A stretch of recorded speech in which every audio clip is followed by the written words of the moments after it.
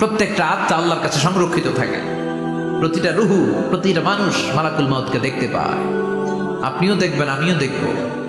মুমিনদের কাছে এসে মালাকুল মউত একজন যুবকের বেশে সাদা ধবধবে জুব্বা পরে সুগন্ধি মেখে মুমূর্ষু ব্যক্তির শিয়রে বসে বলে, ইয়া আইয়াতুহান নাফসুল মুতমাইন্নাহ, হে প্রশান্ত আত্মা, উখরুজি ইলা মাগফিরাতুল্লাহি ওয়া রিদওয়ানি, আল্লাহর ক্ষমা আর দয়ার দিকে বের হয়ে আসো।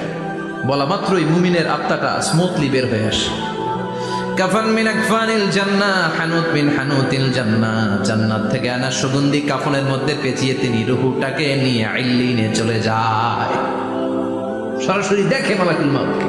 আর যারা ইসলাম বিরোধী, কোরআন বিরোধী, তাদের সামনে এসে মালাকুল মউত ত্রাস সৃষ্টি করে। আগে ধমক, মালাকুল মউত এসে কাফের, নাস্তিক, মুশরিকদের সামনে এসে এরকম একটা ত্রাস সৃষ্টি করে। ভয়